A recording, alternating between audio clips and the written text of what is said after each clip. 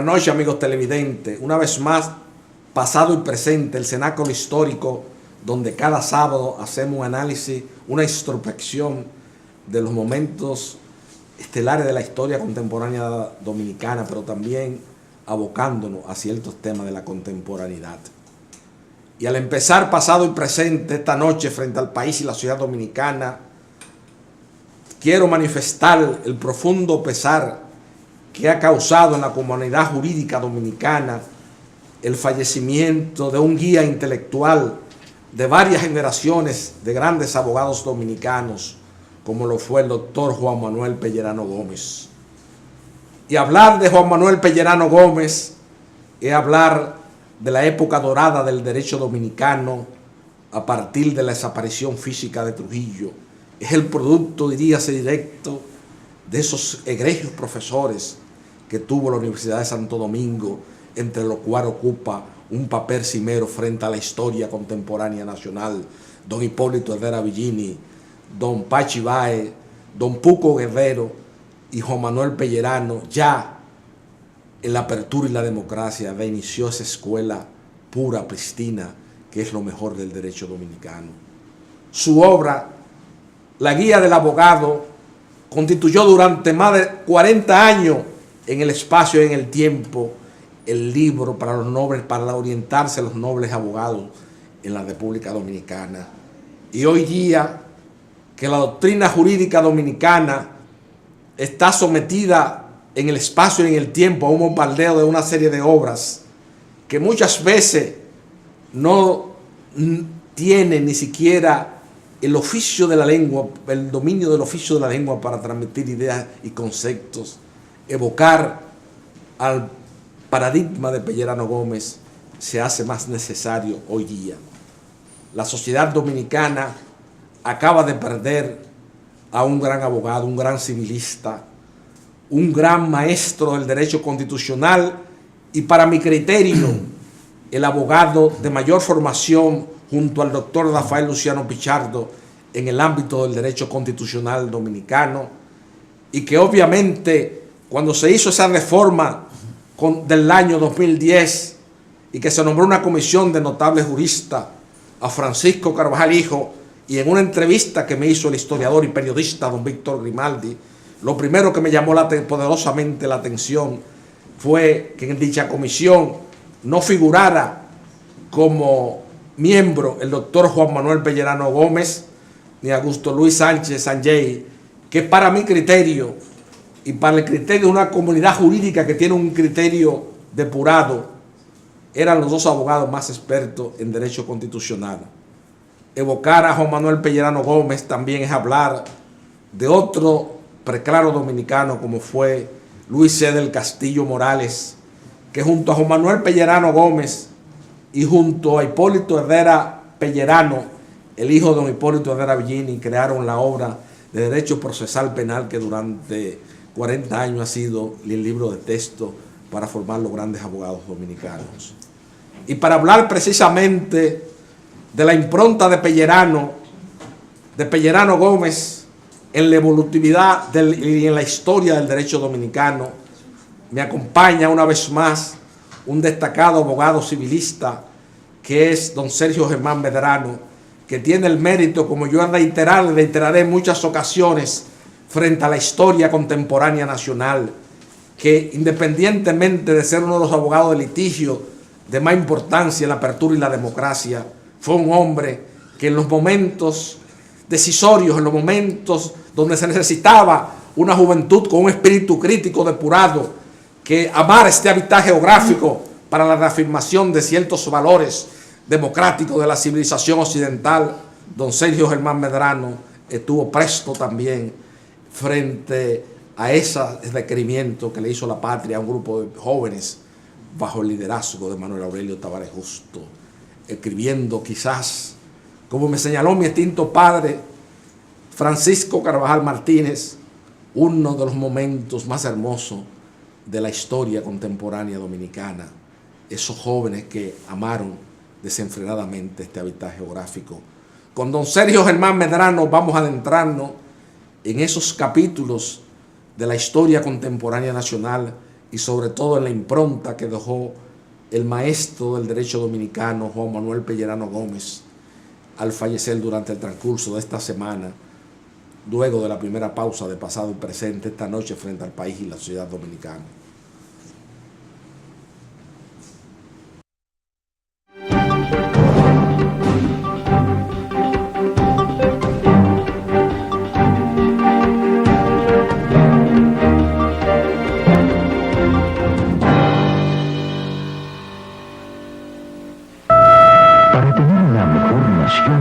Es preciso imaginarla distinta.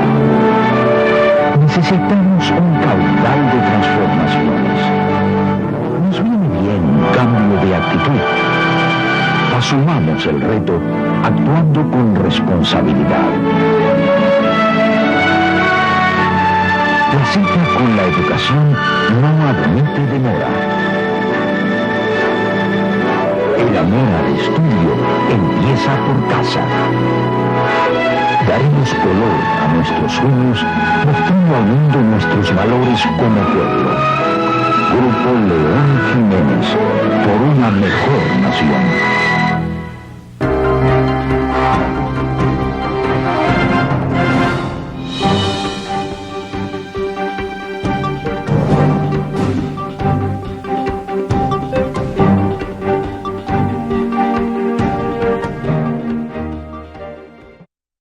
Como señalado en el premio de pasado y presente, se encuentra con nosotros una vez más don Sergio Germán Medrano. Buenas noches, don Sergio. Buenas noches, Carvajal.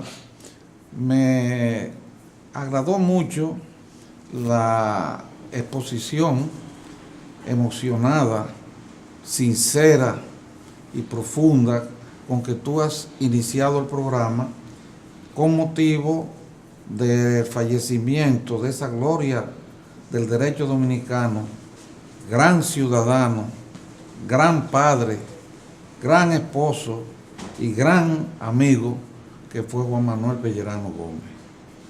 Porque Pellerano Gómez dedicó su vida al derecho, se entregó al derecho con un amor entrañable, con una rectitud de acción y con una visión de futuro que lo consagra como el abogado más importante de la República Dominicana en los últimos 30 o 40 años.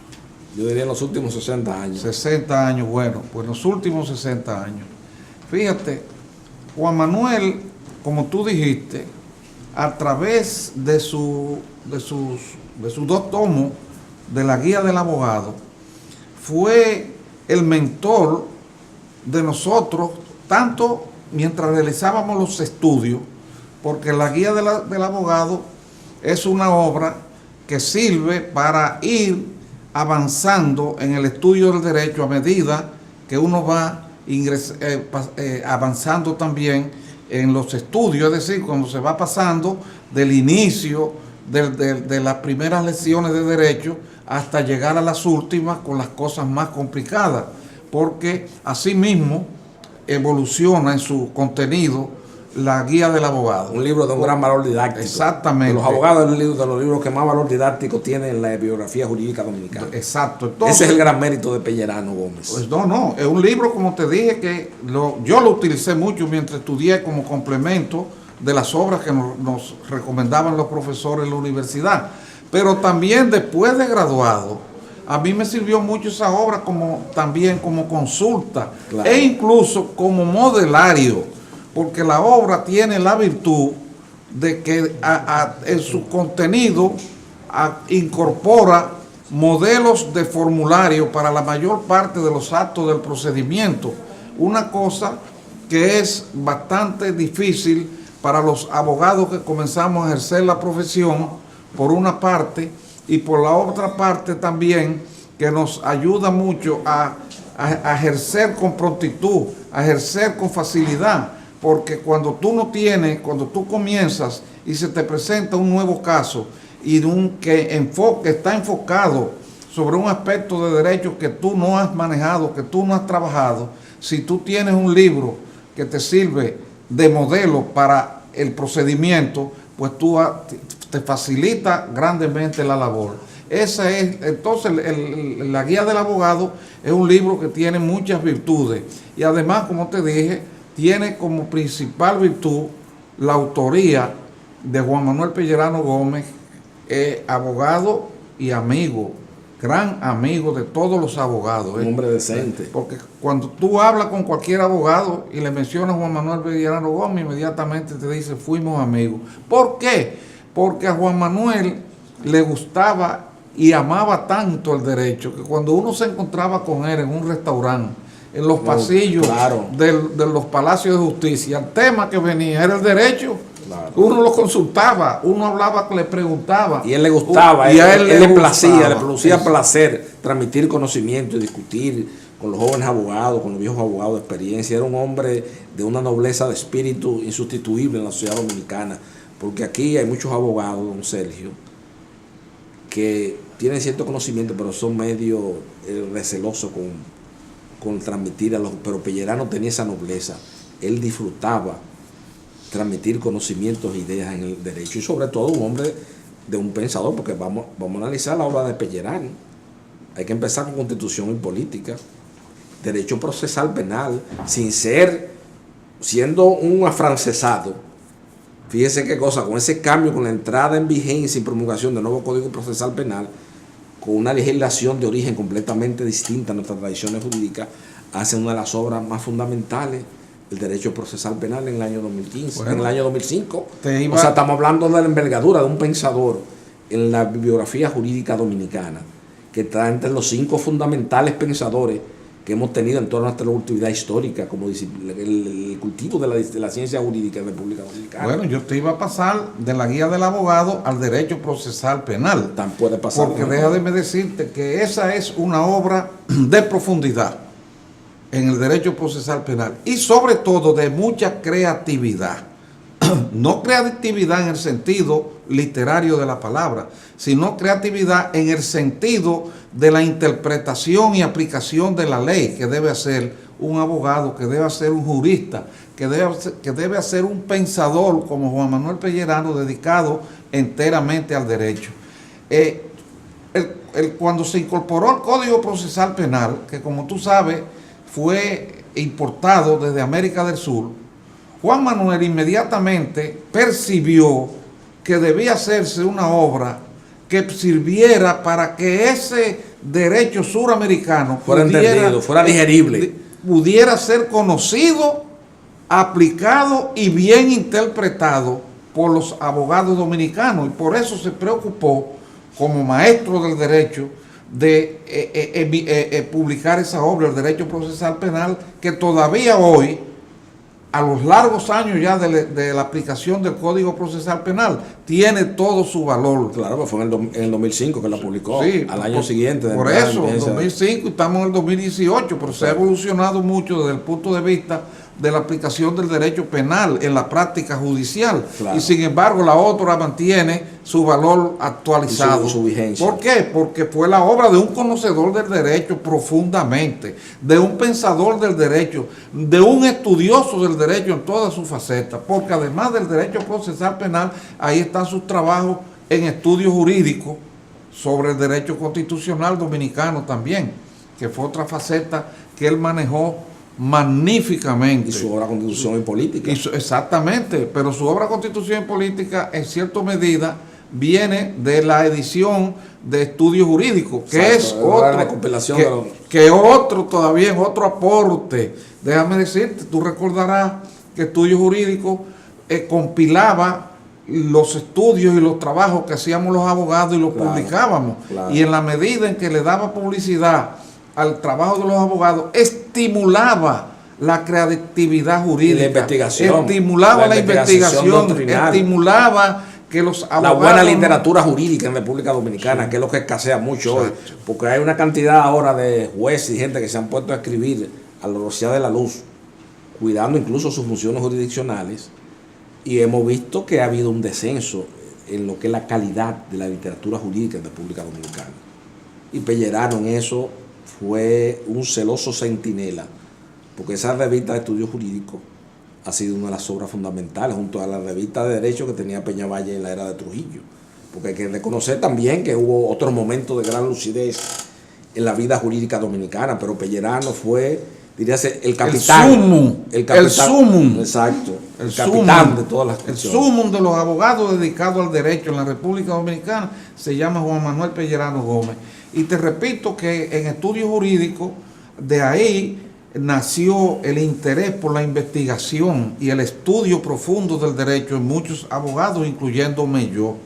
Porque cuando yo vi que mandé el primer trabajo que yo escribí, que recuerdo que se llamaba La notificación por domicilio desconocido. Y esa la publicó, ¿no? Él la publicó. Cuando yo vi que la publicó, pues me estimuló a seguir con otro trabajo y otra investigación y a seguir escribiendo. Así ocurrió con muchos otros abogados. Pero Juan Manuel Pellerano, además de eso, de toda esa primacía que tenía en el derecho dominicano y toda la influencia que tenía y todo el lustre personal que tenía como abogado, el respeto que tenía como abogado, era un hombre humilde y sencillo. Tú sabes, te voy a relatar nada más una anécdota. Un día, un abogado de mi bufete me dijo, conocí a Juan Manuel Pellerano Gómez. Y yo le dije, oh, ¿y a dónde lo conociste y cómo? Porque Juan Manuel Pellerano es un gran abogado y Juan Manuel Pellerano está más dedicado al derecho y encerrado en el derecho y en su profesión que ninguna otra persona. Entonces me dijo, no, yo fui allá a su oficina. Y yo digo, ¿tú tienes algún caso con la oficina Pellerano? Me dice, no, yo fui porque a mí me habían dicho que él tenía una biblioteca jurídica muy importante y yo quise ir a ver. Y le dije, ajá, ¿y qué te dijo Juan Manuel? Y tú sabes lo que me dijo. No, me preguntó quién yo era. Cuando yo le dije mi nombre, me dijo que conocía a un tío mío y se paró conmigo y fue a la biblioteca, me llevó, estuvo conmigo como media hora explicándome y diciéndome cuáles eran las obras más importantes que él entendía que podían ayudarme y orientarme. Y me dijo que su oficina, su biblioteca estaba a la orden mía, que cuando yo quisiera fuera y que pidiera permiso y que le iban a dar paso para ingresar. Algo muy generoso en un abogado, porque tú sabes que una de las cosas que más avaro son las generalidades de los abogados con los libros. Y con razón. Y con razón. Como me dijo una vez General Morillo López, que estúpido es que presta un libro, pero más estúpido es que lo devuelve. No, y más en esta profesión, porque tú puedes ir a una biblioteca a consultar obras de derecho y a lo mejor es para consultar obras de derecho para un caso que tú tienes contra esa misma oficina. Claro, claro. Entonces eso te indica a ti la generosidad, la amplitud de espíritu que tenía Juan Manuel Pellerano Gómez. Cuando uno trata a don Sergio, a Juan Manuel Pellerano, a Lupo Hernández Rueda, viene a mi memoria inmediatamente la lectura de las obras del doctor Gregorio Marañón, ese gran escritor, psiquiatra y filósofo, historiador español, que fue el lector, el autor predilecto de la juventud al final de la Edad de Trujillo, y uno de los autores de la obra más exquisita, según el criterio de Balaguer, que se ha escrito en la literatura universal, como Tiberio, la historia de un resentimiento. Marañón decía que una de las condiciones esenciales del hombre trascendente, haciendo acopio a la iconografía cristiana, es la humildad. Cuando uno ve a Pellerano, cuando uno ve a Lupo Hernández Rueda, esa humildad proverbial de la cual ellos eran acreedores frente al país, uno tiene que rendirle reverencia a esas dos grandes figuras del derecho dominicano. Pero aparte de eso, a esos dos excepcionales seres humanos que fueron los dos. Sí, y por ejemplo, para presentar otra faceta en la vida profesional de Juan Manuel Pellerano Gómez, precisamente Jorge Subero, el expresidente de la Suprema Corte de Justicia, en un tweet o un escrito en Facebook. En redes sociales. En las redes sociales, en una palabra. Eso que está de moda ahora. Sí, exacto. Escribió comunicando el fallecimiento de Juan Manuel Pellerano y diciendo que había sido el primer director de la Escuela Nacional de la Judicatura. Usted ha tratado mucho ese tema. Bueno, y repito lo que yo he dicho otras veces. Repítalo. Ahora en honor a la memoria de Manuel Pellerano. Que es verdad. Es verdad que Juan Manuel Pellerano Gómez fue el primer director, pero también es verdad que hay que lamentarlo profundamente y hay que lamentarlo mientras exista esa escuela, que él no fuera el que la fundó y estableció cuando comenzó a funcionar. Él fue el primer director cuando todavía no estaba establecida la escuela. Recuerdo que vino una experta colombiana de la Escuela de la Judicatura de Colombia, y Subero invitó a un grupo de abogados. Entre ellos tuve yo el honor de que me invitaran, y ahí comunicó que se iba a establecer esa escuela y que Juan Manuel iba a ser su primer director. Ahí estuvo Juan Manuel en esa reunión y después siguió trabajando en pro del establecimiento de la escuela, hasta que un día yo me enteré que la escuela ya se iba a establecer y que el director no iba a ser Juan Manuel Pellerano Gómez. Tengo entendido que parece que finalmente se impusieron presiones. Sí, de esa gente, de esos grupos que hay aquí en la sociedad civil, que son unos mediocres la mayoría, igual que la misma presión que pusieron para invalidar ciertos candidatos, de fijar una edad límite de 75 años, cuando usted se pone a analizar la historia del pensamiento en su mayor esplendor en la historia de la humanidad, se ha producido después de esa edad. Esos grandes sabios de la cultura grecolatina. Váyase a Jefferson, a Lincoln, a estudiar los grandes pensadores norteamericanos. Entonces aquí se inventa, no, que Juan Manuel, que es una oficina de litigio, que tal cosa, que va a incidir en las decisiones de los jueces, muchísimo disparate, como todas las cosas que hacen aquí. ¿Y qué se hizo eso? Se prescindió del mayor abogado de experiencia vivencial en litigio para formar jueces de la Escuela Nacional de la Judicatura, que al fin de cuentas, si usted se pone a analizar el desempeño de los jueces, de los abogados que en el año de 1997 fueron llamados a ocupar funciones jurisdiccionales y dejaron la toga para ir a ocupar funciones jurisdiccionales, y usted analiza el rendimiento de los jueces egresados de la Escuela Nacional de la Judicatura, y se va a dar cuenta de la diferencia abismal que hay, hasta de visión del mundo y de la sociedad. Ahí hay muchísimos complejos, muchos mitos y muchas fábulas. El primer gran mito y gran fábula que tienen los abogados, los jueces egresados de la Escuela Nacional de la Judicatura, es que no quieren recibir a nadie. Es una cosa increíble. Yo fui en estos días a ver un juez y me anuncio y le digo, señorita, me dice, ¿usted tiene cita con él? Le digo, mire, Mariano Germán Mejía, de acuerdo a mi criterio, humildemente, es el juez en el estamento judicial de mayor jerarquía, por ser presidente de la Suprema Corte de Justicia. Y él me ha dicho a mí que para yo verlo a él no necesito cita, que nada más tengo que anunciarme, si él no puede decirme, recibo inmediatamente. Entonces otros jueces tienen que tener esa visión, porque el abogado es el principal auxiliar de la justicia, pero ahora los abogados, esos jueces egresados de la Escuela Nacional de la Judicatura, ven al abogado como que es un enemigo, como que una cosa que usted va a hablar algo con ellos, decirle, mire, usted a veces quiere ver a un juez para decirle, mire, magistrado, este expediente, esta certificación de tal fecha tiene 5 días hábiles y ya tiene 15, yo quiero que usted me agilice eso, no muchas veces para fallos jurisdiccionales. Entonces tienen ese mito y esa fábula, no, que no quieren recibir abogado. Entonces se han colocado en un cenit, y encima de eso, si usted coge textualmente la calidad literaria, el texto, eso todo es una cosa de la Constitución, que la Constitución, todo lo han constitucionalizado, que ese es otro mito y otra fábula, porque la Constitución dominicana no nació en el 2010. Nosotros, nuestra accidentada vida histórica, estamos regidos por diversas reformas constitucionales, bien o mal, pero siempre hemos estado regidos por una constitución. ¿No es así, don Celio? Claro. La primera constitución no se proclamó el 26 de enero del 2010. Claro, pero oye, eso no disparó, toda constitución, todo disparate del mundo. Tú hiciste una anécdota sobre la visión y el criterio que tienen esos jueces de la Escuela de la Judicatura sobre recibir abogados. Yo en una oportunidad fui donde una juez de paz, y después de mucho esperar y luchar con la secretaria para que me recibiera, parece que no quería recibirme, al fin me recibió. Y cuando me recibió, lo que me dijo fue, mire, doctor, yo lo recibí a usted, pero como una excepción, porque yo no recibo abogado. Yo no quiero recibir abogado porque no quiero que vayan a pensar mal, qué sé yo qué.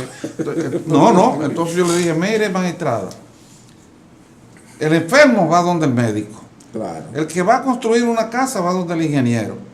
El pecador va donde el cura. Claro. El abogado, Tiene que que no dar. le fallan dentro del plazo que dice la ley de organización judicial y el código de procedimiento civil que deben fallar, ¿a dónde va a ir? A donde usted, que es la juez que tiene que fallar. Por eso yo vengo donde usted, yo no vengo por otra cosa. Yo voy a pedirle que me falle este expediente. Pero oye, estos días lo que me pasó hace poco. Llamo a una secretaria para pedirle una cita a un juez de la instrucción por un caso penal. Sencillo, pero que está en la jurisdicción de instrucción. La secretaria va y me dice, espera un momento, y cuando viene, me dice el juez que sí, que él lo recibe, pero que tengo que hablar delante de todos los empleados. Oye, ¿qué le contesté? Yo me molestó eso y le contesté, dígale a él que quien le está pidiendo una cita no es uno de las personas con que él está acostumbrado a reunirse en soledad cuando va a dictar una mala sentencia. Que yo lo que voy a hablar, le puedo hablarlo a la luz del sol, porque es de un caso que él está ocupado. Pero que muchas gracias, porque no voy a perder el tiempo con un juez que tiene esa mentalidad. Un tarado mental. Exactamente. Eso es un tarado mental. Un Entonces, minusválido mental. Eso que está pasando en los egresados de la Escuela Nacional de la Judicatura. Si Juan Manuel Pellerano Gómez hubiera sido el director, eso no estuviera ocurriendo, porque ahí se hubiera dado una formación de decirle al juez, su materia humana de trabajo son los abogados. Usted con quien trabaja, cuando usted va a hacer una sentencia, usted tiene que saber que usted le está respondiendo a un abogado que ha escrito y a un abogado que le ha aportado pruebas. Entonces, usted tiene que recibir al abogado cuando lo necesite. Por ejemplo, en Francia, tú buscas el procedimiento en Francia, en materia, por ejemplo, civil, y tú te encuentras que los escritos de los abogados se hacen previamente, la instrucción y los escritos se hacen previamente a lo que se llama la audiencia de los plaidoiries. Esa audiencia es una audiencia que se celebra, oye, después que los jueces ven el expediente, tienen los escritos, ellos oyen a los abogados discutir las cosas verbalmente en su presencia cuando consideran que es necesario. ¿Por qué? Porque oír al abogado es muy importante. Es determinante, porque el abogado le está transmitiendo lo que es el sentimiento y el pensamiento del caso. ¿Tú entiendes? Quiere decir que, para terminar esta parte en cuanto a lo de Juan Manuel Pellerano Gómez, debemos decir que vivió como un prócer, un ciudadano prócer por su comportamiento ético y su paso, sólida formación académica todo. Y su paso por las universidades y su paso por su influencia en la justicia y por su calidad humana. Claro. Entonces, si hay que lamentar un fallecimiento de abogado, el primero es el de Juan Manuel Pellerano Gómez, ahora y siempre. Claro. Y ya para terminar con el homenaje a Juan Manuel Pellerano Gómez, también es bueno destacar, don Sergio, que mucha gente lo quiso etiquetar en un momento determinado, porque fue el que presidió la defensa del expresidente don Salvador Jorge Blanco, pero él hizo eso con mucha profesionalidad, se metió en ese caso por defender a un amigo. Ahí voy. Porque era un amigo leal. Hay que admirarlo por un amigo esa leal. Óyeme. Se puso en juego su carrera. Exactamente. En un momento determinado donde el poder político perseguía al doctor Jorge Blanco y frente a la historia contemporánea nacional. Él se fajó, fue sacado de miembro de muchas universidades que él era, de consejo. En ese momento por él se la jugó por el amigo. Porque era un hombre leal. Bueno, era un hombre excepcional. Juan Manuel Pellerano fue un hombre excepcional. Y no estos abogaditos que hay ahora que están tomando posecitas y que son unos analfabetos, que no conocen la historia dominicana. Porque para aquí en este país, para usted ser un abogado de digerir, un abogado de influencia, tipo Ramón Pina Acevedo, tipo Vincho Castillo, tipo Héctor Sánchez Morcelo, que son los modelos a emular.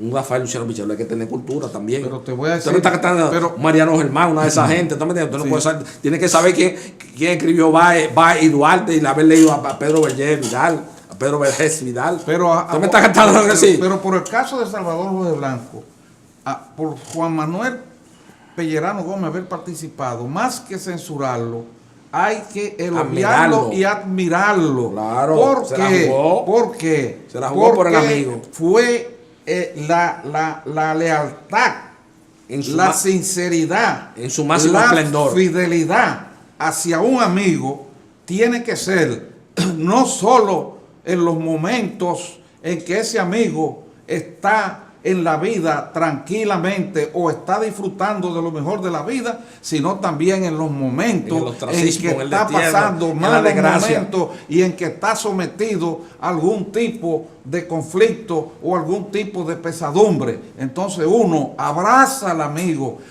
lo apoya y lo acompaña hasta el final, porque para eso es la amistad. No es para darle la espalda, como hacen los hipócritas, hacen los que no son sinceros y hacen los que viven engañando a la humanidad. Todos estos abogaditos Juan Manuel Pellerano Gómez no fue de esa gente. Así es que yo lo admiro y lo elogio, no solo por su trayectoria de vida, sino incluso por eso, porque eso fue un gesto de él de gran amistad.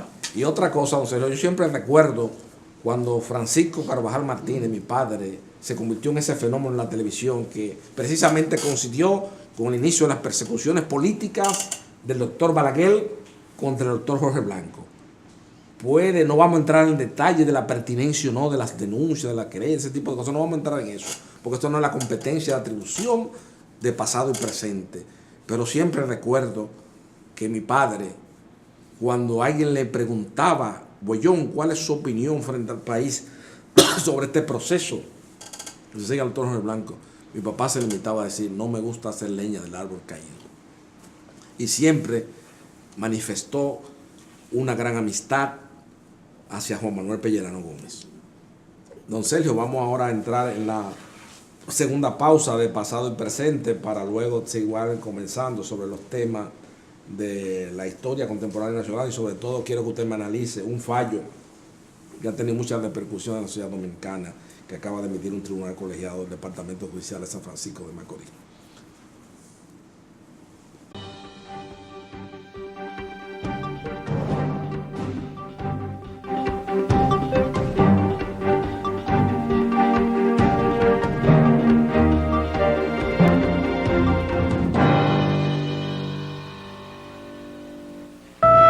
Para tener una mejor nación es preciso imaginarla distinta.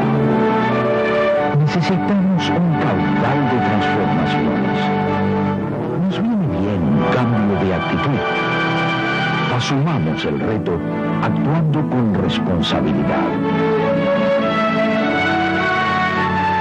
La cita con la educación no admite demora. El amor al estudio empieza por casa. Daremos color a nuestros sueños, mostrando al mundo nuestros valores como pueblo. Grupo León Jiménez, por una mejor nación.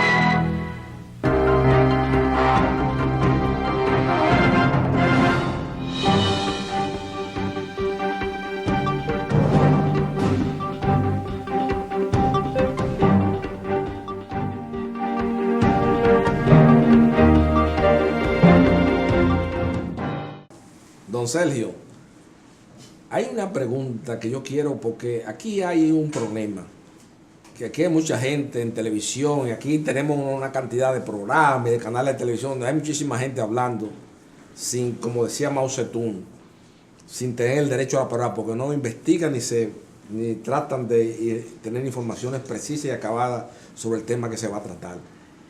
Y se ha emitido una sentencia de un caso muy polémico que ha sucedido en la sociedad dominicana, del asesinato de esa niña de Cebico, que es un caso penoso y patético. Y se acaba de emitir una decisión en el caso de Emily Peguero y nosotros queríamos oír su opinión sobre lo que es esa decisión de primer grado.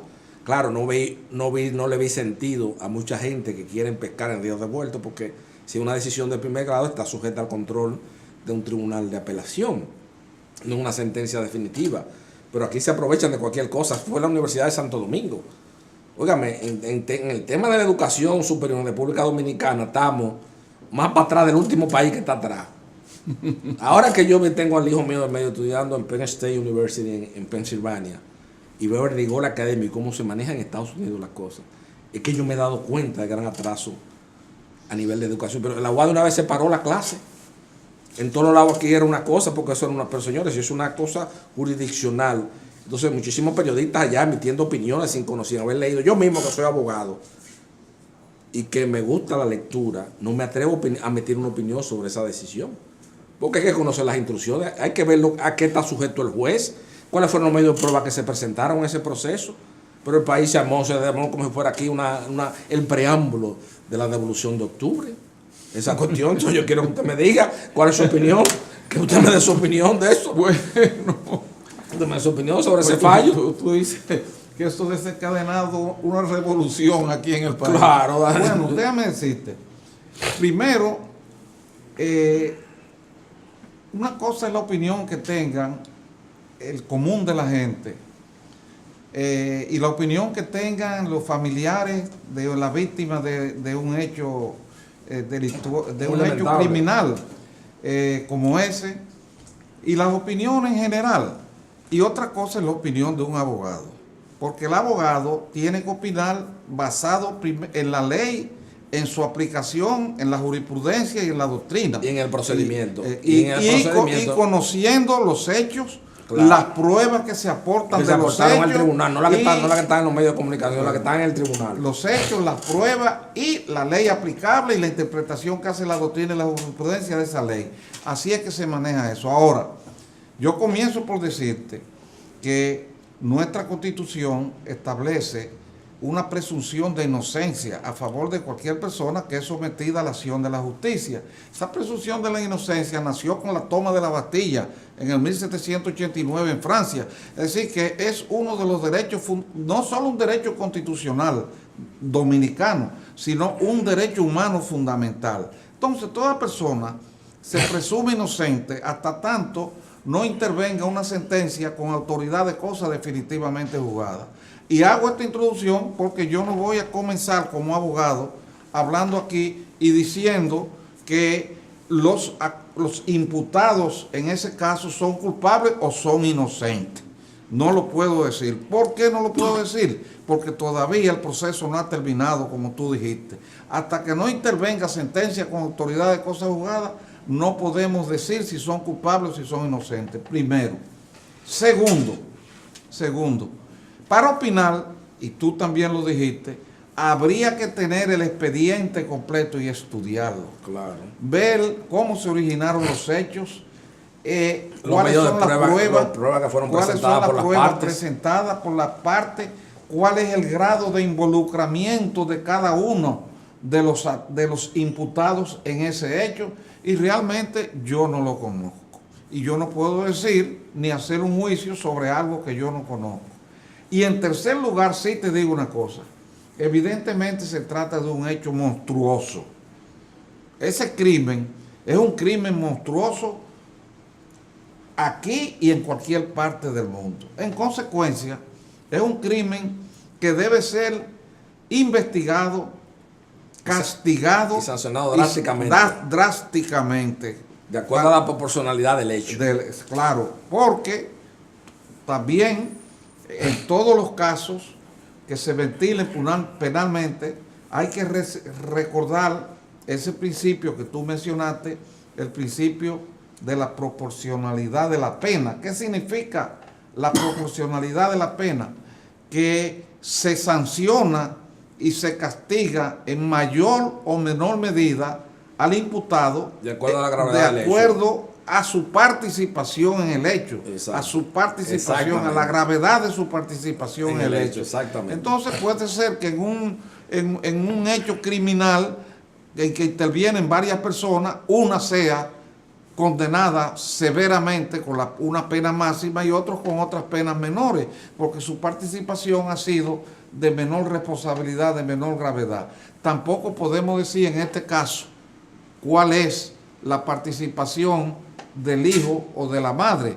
Lo que sí sabemos, te repito, es que hubo un crimen monstruoso y que en ese crimen participaron hasta ahora, como están acusados, tanto el padre como la madre como el hijo. Y entonces ellos tendrán que responder de acuerdo a la gravedad de su participación de la pena que le vayan a imponer los jueces. Claro, habría que ponerse, como dice el argot popular ahora, en el zapato de los jueces, Claro. para uno saber realmente cuál ha sido las pruebas que se aportaron de esa participación. Yo prefiero que toquemos ese tema cuando ya termine. Más avanzado. Exactamente. Eso es lo prudente y lo racional. Pase por una corte de apelación, llegue a la Suprema Corte de Justicia y una escalada de jueces que comienza con los de primera instancia, pasa con los de la Corte de Apelación, que ya tienen un grado de preparación y de experiencia mayor que los de la primera instancia, y llega a la Suprema Corte de Justicia, donde generalmente en el área penal hay un grupo de personas con mucha experiencia y mucha conocimiento y calificación. Tengo diferencia con algunos por origen político, pero tienen buena calificación. Sí, exactamente. Así es que vamos a esperar. Pero otra cosa, don Sergio, también, es una cosa alarmante. ¿Por qué aquí desde los medios de comunicación del país? Por ejemplo, aquí siempre la sociedad civil esgrime como el paradigma donde ha habido mayor desarrollo de las fuerzas sociales y donde hay mayor independencia del Poder Judicial, como es Estados Unidos. Pero Estados Unidos en el sistema, fíjese que el sistema como lo hubiese y el jurado, que muchas veces decisiones de naturaleza penal siempre descansan en el jurado. El jurado, cuando hay un jurado, al jurado se le prohíbe leer los periódicos, ver televisión, ver una serie de cosas, pero aquí desde la televisión quieren estar dirigiendo a los jueces y le ponen mucha presión a los jueces. Hay que estar, como usted dice, en el zapato de los jueces, manejando un ordenamiento procesal penal como es el que entró en vigencia a principios de la década del 2000 aquí, que es una camisa de fuerza para el juez. No el antiguo código de procedimiento criminal francés, donde la íntima convicción del juez jugaba un papel preeminente y donde él podía variar y jugar sin tener que dar razones, causas o circunstancias que lo llevó a formarse esa íntima convicción del proceso. Pero ya no, ya él ha tratado medio de prueba. Entonces tiene que, no es lo que se diga en un periódico de circulación nacional, ni en un programa coloquial donde dos personas estén hablando ideas, emitiendo ideas y conceptos. Es ahí en la propia sala de audiencia que tienen que conocerse las cosas. Bueno, la opinión pública se manifiesta a través de los periódicos, a través de la televisión, a través de las redes sociales hoy en día, y el que asume la responsabilidad de juzgar a seres vivos, a ciudadanos, a personas, tiene que tener en su espíritu la seguridad, la garantía para la ciudadanía de que no se va a dejar influir por la opinión pública, que tiene que emitir su fallo en base a la apreciación que haga de las pruebas y de la convicción que se forme de la participación del imputado en el hecho delictivo.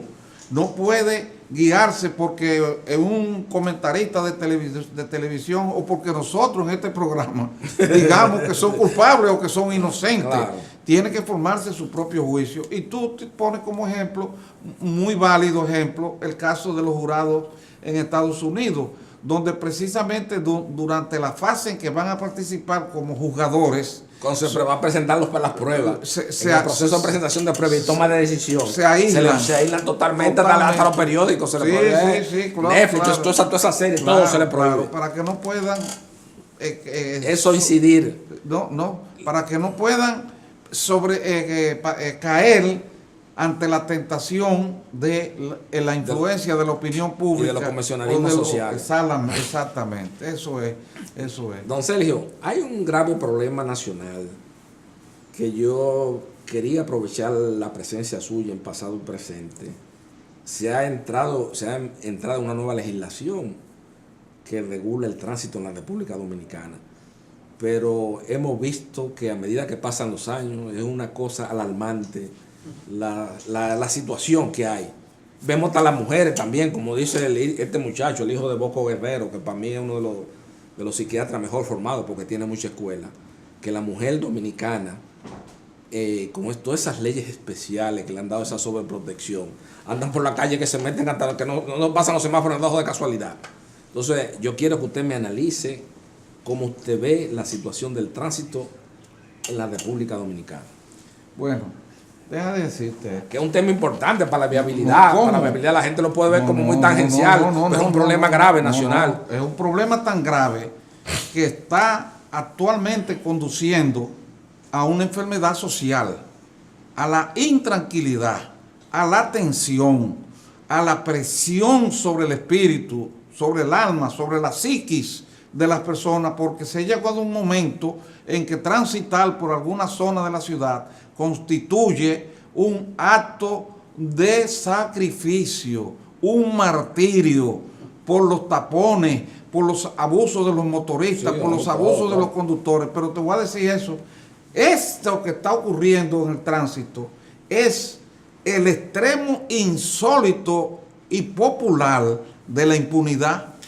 ¿Por qué? ¿Por qué hay ese dislocamiento y esa violación tan despiadada, pública y no castigada de la ley del tránsito en las calles, del tránsito en las carreteras? Bueno, porque no se sanciona en los tribunales, ni siquiera la policía. Déjame decirte, cuando se formó la policía esta de especial de tránsito, sí, que hay aquí, la MET, cuando se formó la MET, cambiando de nombre, que mensualmente ellos tiran una legislación, una normativa, la cambian de nombre, pero era MET. Originalmente era MET. Y vamos a seguir Oficina Metropolitana de Transporte. De transporte, sí, exacto. Vamos a seguir con ese nombre de la MET. La MET comenzó con mucho rigor y la MET comenzó aplicando la ley en la calle. Pero ¿qué pasó? Comenzaron, en primer lugar, los hijos, esposas y los políticos en el poder, a cuando un AME lo detenía, a denunciarlo y hacer que lo castigaran y hacer que lo sancionaran. Porque entendían que la ley no es para ellos, que la ley es para los demás, menos para el poder, los detentadores del poder político. Igualmente, los altos militares comenzaron también con lo mismo. Tú entiendes que la ley no era para ellos, para aplicarse, la ley de tránsito no es para ellos, sino que para la gente común, para la gente común, para los demás y no para ellos. ¿Qué pasó? Que tan pronto se relajó la aplicación de la ley, en el momento en que se comete la infracción, esos policías de la ME comenzaron a ser tolerantes con la gente. Y comenzaron a ser tolerantes y tal vez también muchos de ellos comenzaron a recibir dávidas. ¿Por qué? Porque comenzaron a pensar, si yo no puedo sancionar a una persona cuando comete una infracción, no puedo tomarle los datos, no puedo escribirlo, porque lo que hacen es que me insultan, me desafían o me denuncian ante el jefe de la MEC, entonces yo no voy a perder mi trabajo. Claro. Yo no voy a perder mi trabajo, yo de eso como y viven mis hijos, yo lo que voy a hacer es que lo voy a dejar. Ahí comenzó el tema. Ahora, ha seguido ya en términos extensivos hasta el punto que se puede calificar de insoportable. ¿Cómo tú me dices a mí que aquí los motores anden sin placa? ¿Cómo tú me dices aquí que aquí los motores anden en la calle sin observar las reglas que lo obligan a ir detrás de un vehículo y a solo superar cuando la ley lo permite? Tú ves que tú estás detenido en un sitio, le pasan 20 motoristas, pero no solo te pone nervioso, no solo te pone nervioso, te rayan el carro. Claro. ¿Tú sabes lo que me dijo un amigo mío? Un amigo mío tiene un carro de hace muchos años y es una persona pudiente. Y yo le dije, pero fulano, ¿por qué tú no cambias el carro? ¿Tú sabes lo que me dijo? Pero ¿para qué? Yo voy a poner $60,000, $80,000, $90,000 para que pase un motor, me le dé un rayón y siga por ahí como si nada, claro, para que uno me lo choque por atrás y yo tenga que quedarme así porque me sacó una pistola en medio de la calle y no sé, nadie se lo llevó preso. Es la impunidad que hay con la aplicación de las leyes de tránsito, lo que ha creado una escalada de violación de la ley que sigue subiendo y sigue incrementándose cada día. Ya la gente pasa en rojo delante yo he visto personas que se han ido en rojo en un semáforo habiendo un policía de la ME en la esquina. No. Y ahora pasan también, ahora hay una moda que los funcionarios anoche, ahí en la Winston Churchill, esquina de Rafael Augusto Sánchez, oiga bien, que es una cosa de un tráfico de una velocidad, la Rafael Augusto Sánchez, que va a atravesar la Churchill. Sí. Ahí pasan unos funcionarios en jipeta de esa Tahoe, que es un vehículo bastante americano, de mucha resistencia, que le da un golpe, porque un vehículo americano que está hecho para viajes largos y para contingencia Y fuerte. para trabajo en campo. Claro, y que ahí trabajan incluso en uno de esos que se trata del presidente americano. Todos los presidentes americanos, es una marca emblemática de Estados Unidos. Le da un golpe a uno con eso y matan a cualquiera. Entonces, hay un desorden, una cosa increíble, pero no solamente eso, lo que han hecho inviable. Por ejemplo, mire, en la entrada de, por ejemplo, la densidad geográfica de Piantini, que es el sector donde yo vivo y tengo la oficina. Ahora le han permitido, que es amigo mío, a Tato Bisonó, que haga unos casi 500 apartamentos pegados a Agoramor. Óigame, Piantini ahora mismo no va a valer 10 pesos el metro, porque oiga lo que voy a decir.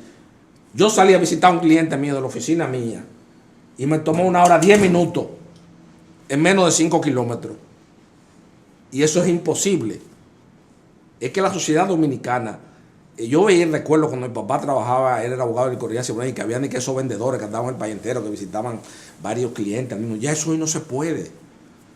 Usted sale, hace una visita, por ahí por donde está la oficina de Luis Miguel Pereira, nuestro amigo Luis Miguel Pereira, esa parte de ahí de la aduana y toda esa parte por ahí. Sí, sí. Y eso es un canto, o sea, ahí le permiten el ayuntamiento a Tato Bisonó, que es un ciudadano, un hombre un hombre cristiano, un hombre de buenas costumbres, un ejemplo de modelo de padre en este país. Pero también eso no se debió haber permitido, aunque sea Tato Bisonó, No, pero meterle 500 apartamentos. Óigame, Piantini, esa parte por ahí, usted no va a poder pisar cuando esos apartamentos estén entregados y cosas, porque acuérdese que la clase media en República Dominicana, y eso está establecido matemáticamente, con una proporción matemática exacta, por lo menos en una familia de clase media alta hay 3 vehículos por lo menos. Y ahí le van a meter 1.500 vehículos. Pero tú estás hablando en futuro. Nadie va a poder andar. Ya no se puede andar, ya no se puede andar. Habla en presente, ya no, no pero se que puede ahora andar. usted no va a poder Óyeme, caminar. Tú, cuando aquí a una persona le dicen que tiene que ir a comprarlo, a una diligencia, a un médico, a lo que sea, al Piantini o al Sánchez Naco, la gente se presigna porque el tiempo que tiene que invertir en eso, para ir a comprar algo es una cuestión de 4 horas, 1 hora y media para llegar, 1 hora y media para volver y 1 hora para comprar. Ese va la tarde entera o la mañana, entonces no sé, tú pierdes el horario de trabajo en cualquier diligencia. Y sin embargo, no obstante esa densidad tan grande de población que hay ahí, como tú dices, siguen construyendo torres No, eso no se puede. sin control, sin control. ¿Tú sabes lo que va a pasar al final? Yo me acuerdo la primera vez que yo fui a Estados Unidos y fui a Miami, había una zona que era la zona comercial de Miami, que es la zona que está contigua a Brickell ahora. Sí. No me recuerdo ahora cómo era que se le llamaba esa zona, pero ahí estaban unos hoteles buenos, ahí había tiendas muy buenas, había una calle que creo calle 5 o algo así, bueno, algo muy importante. Pero eso mismo, había una densidad de población y de vehículos que era un infierno caminar por ahí. Hace 2 o 3 años fui y está desierto eso, la gente emigró. Los edificios están vacíos, se fue la gente de ahí y no hay tienda ni hay nada. Bueno, pues así va a pasar en Piantini. Piantini. Aquí va a pasar en Naco Piantini. Bueno, amigos televidentes, lamentablemente ya hemos llegado al final del espacio de tiempo de pasado y presente. En las próximas semanas continuaremos conversando con don Sergio Germán Medrano sobre temas de la historia contemporánea dominicana y sobre temas de actualidad basado en la mística y filosofía de este programa, de tratar de que se traten o que se enfoquen los temas fundamentales que tienen que ver con coadyuvar a que este hábitat geográfico dominicano sea más apto para la vida humana, como fue el sueño de una generación encabezada por Manuel Aurelio Tavares Justo, por Minerva Mirabal, Juan Miguel Román, Pipe Faxa, Francisco Carvajal y otros preclaros dominicanos que por su amor pristino e inmaculado de esta patria dejaron inscrito con libete saurio su nombre en el Parnaso de los grandes dominicanos. Buenas noches, amigos televidentes.